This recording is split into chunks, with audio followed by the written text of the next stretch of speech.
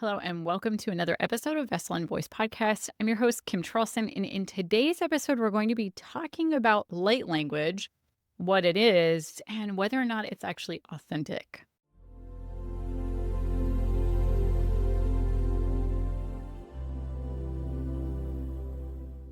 Before we get into today's episode about light language, I wanted to first discuss a little bit the idea of a container.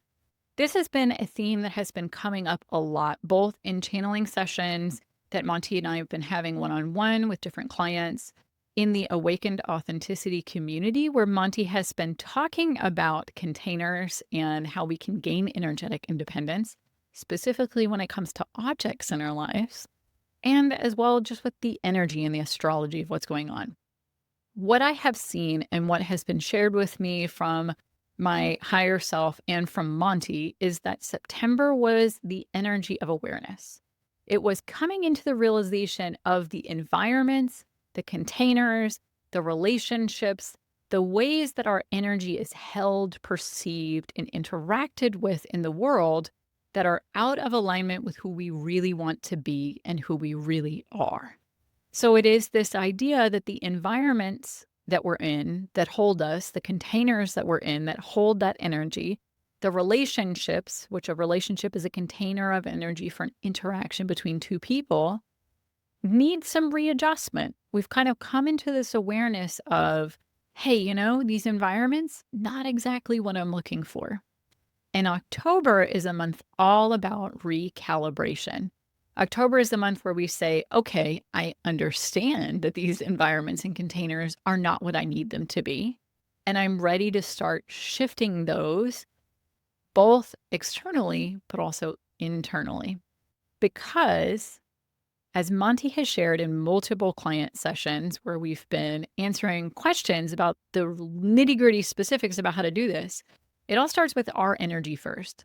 We are replicating the containers that we are in our environment or society at large in the way that we are treating ourselves. So this does take a bit of reflection to sort of figure out.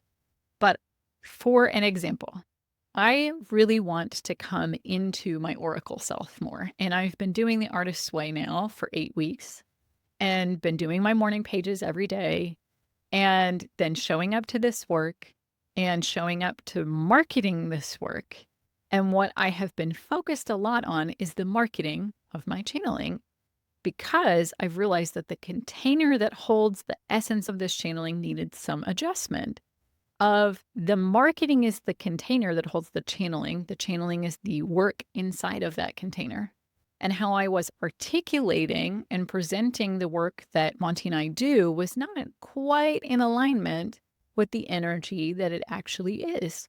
So we spent this past weekend recalibrating the website, rewriting the copy to really be the container that can hold that energy so that way others can understand it. Because containers give us the space to interact with others, and that is really the key to understanding today's episode.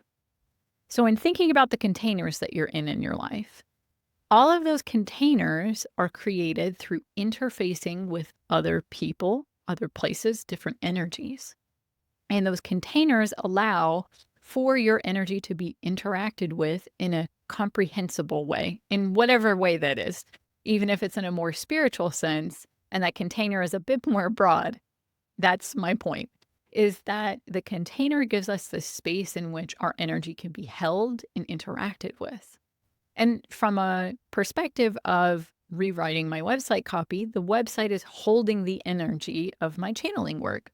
But it needs to be able to be understood by people who get to the website and read through the copy. Just in the same way as, say, in a relationship that you show up in, the container that holds that relationship maybe needs some changes so that way your energy can be understood and can be fully present within that container. So as you're reflecting on this, it ties right into today's topic, all about light language, because it's all about containers and the environments through which energy can be interacted with. So as you listen to Monty's channeled guidance on what light language is, just keep that in mind of we live in containers. and our essence needs a container to be interacted with and interpreted. So I hope this helps give a little bit of context. So let's hear from Monty. The question of whether light language is authentic is really a question of whether or not channeling in itself is authentic. So let us explain our perspective on light language and the channeling act in its entirety by first explaining the process that channeling undergoes in all forms, not just light language or in voice channeling, but in every way that channeling occurs. There is, in the essence of energy, pure energy, the formation of an idea, a beingness, we will put it as, that there is something that wants to come through into a physical format. It already has, in its own way, a format in the non physical. And this is where humans often negate that everything that exists in separation exists in a format, even if it is not physical yet. So this energy exists in some way. It can be received from one being to another. It can be pure energy in its essence. It can be an energetic reading of a situation. It can be a thought or idea. All of these different things are the pure essence of energy. They do not have a physical form, but are in a form energetically. When channeling occurs, a human counterpart, whether it is to a being or to a pure essence of energy, it does not matter, allows that energy to be received through their vessel, through their energetic base, and then transferred into a format in physical creation. Now, these formats can vary to a wide degree. They can be something that is more socially acceptable, such as art, writing, or music, as those in many ways are channeled forms of taking energy from the non-physical and giving it a physical format. But as well, it can be things such as voice channeling or light language. Voice channeling that Kimberly does with us takes the essence of the energy of its completeness as we are conveying it to her, and then through her filter brings it into the format of spoken words as it exists within physical creation. Those spoken words can also be done into writing, as she is also adept at allowing channeling to come through in writing. There are many different ways that this energy could be produced into a form in physical reality. And all of those are dependent upon the filter through which it comes, as well as the filter interprets to a certain extent the energy as it comes through. This is why the same energy can present itself to two different artists who will create very different looking works, but in their essence are the same. And this happens in many different instances across humanity, that the same energies like to work with human counterparts and thus create many different interpretations, different forms of the same energy. Because an interpretation, when it comes to channeling, is the form that the human counterpart gives to that essence. Now, it is important to understand that in all channeling, the channel themselves acts as an interpretive filter for that energy.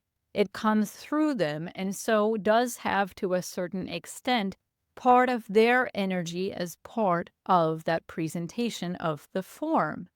Now, that is a whole other discussion of how you know someone is a better channel or not, is dependent on their filter and how much their own energies interfere with the essence of that message, the essence of that energy as it comes through.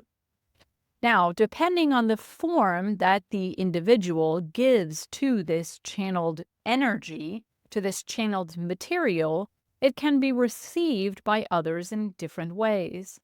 It is the container that the channel creates. So even in this moment, Kimberly is creating the container for the energy as it is being transferred through her in spoken words. Same can be said of energy that is transferred into a painting or a song or light language. The format is given by the channel themselves. The essence of the energy is contained within that format, but its essence, as much as it can be transferred in as pure a form as possible, is up to the skill of the channel themselves, of how much their own energy and filter can get out of the way, and yet their filter still impacts the container that this energy is placed into. As such, some people will accept the energy and essence in the format of a painting more than they would accept it in a spoken word or in light language. The receiver of this energy can only receive it in formats in the containers that they know how to interpret and will allow themselves to interact with. So, for example, in these spoken words right now that are being transferred to you, and the container of the energy is the essence of what we are conveying in its energetic completeness.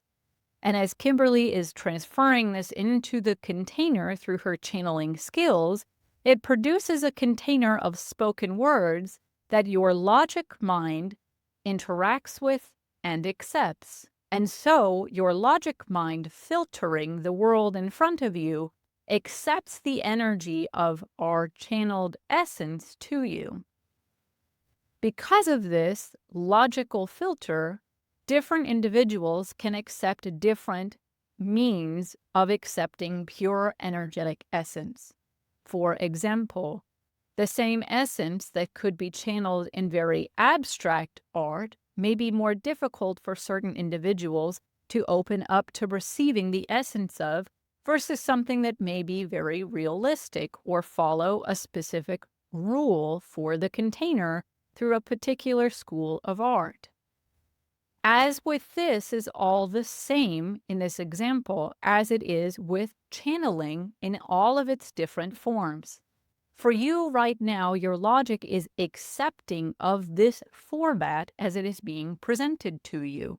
But if the format were instead to be light language instead, your logic mind may instead say, no, I am not accepting of this format, the container of this energy, and so therefore I am not interacting with that energy.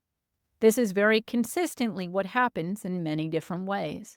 It is not that light language is a more pure form of channeling, it is just a different container through which the energy is conveyed. But again, it is still through the filter of the channel themselves to put it into a format.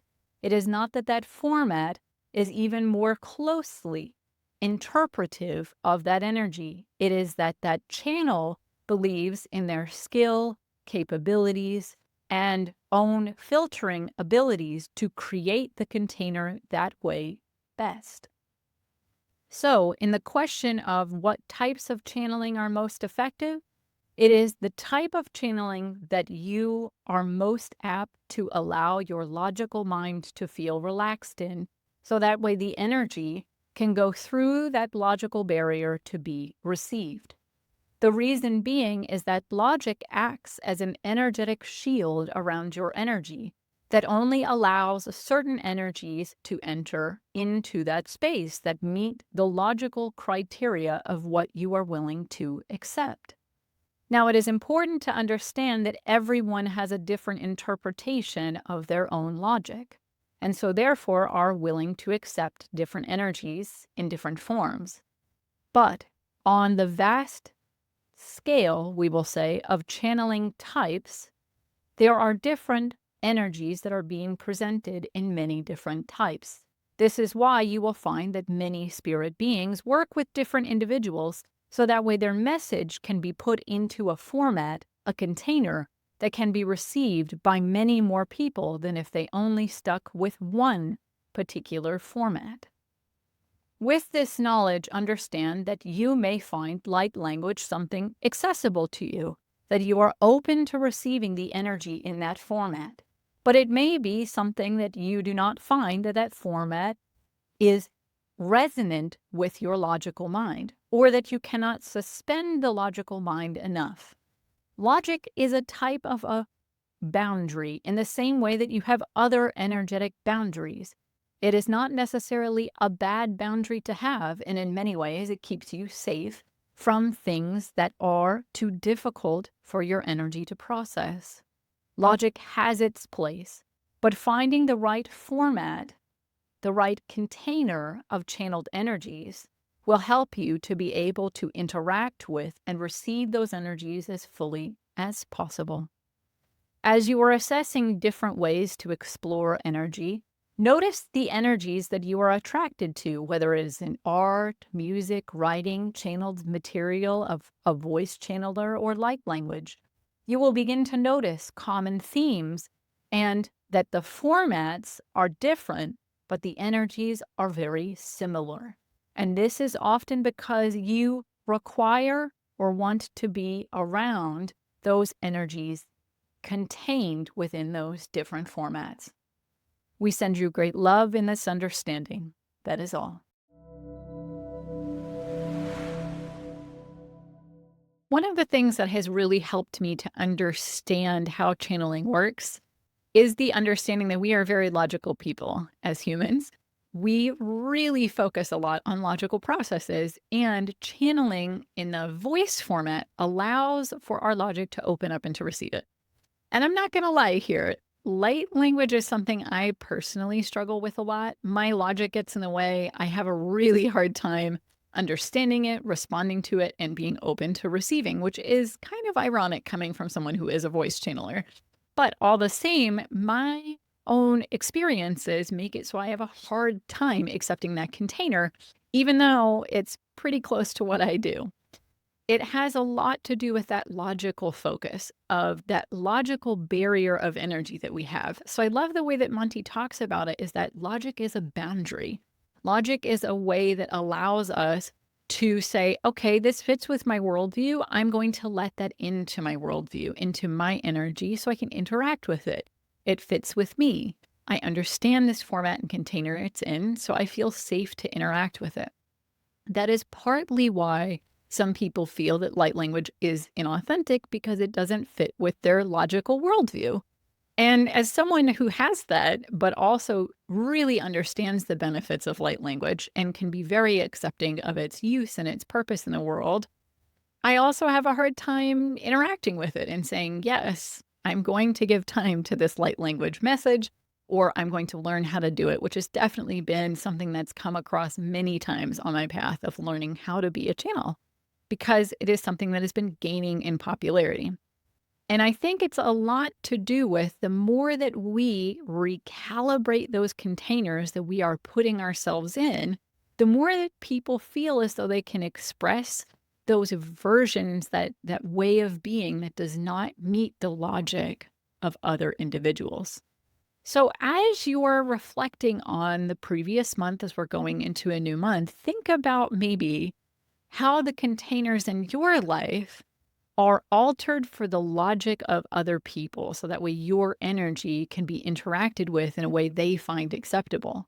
And it does require a certain amount of bravery to say, okay, well, that may be your logic and your worldview, but mine is different. And I want a container that can hold my energy in more of its completeness. And I'm going to adjust those containers accordingly. If you would like some support on this journey, you can join us inside of Soul Brave, which is a free mini course that will help you step into the bravery of your soul, so that way you can start showing up more as your authentic self in your day-to-day life and overcome the daily struggles of human life. As well, you can also join Monty and I for a one-to-one session to have 8 to 10 questions answered, all about what you're going through and maybe the adjustments to the containers that you need to make in your life. Thank you so much for joining me and Monty, and we will see you in the next one.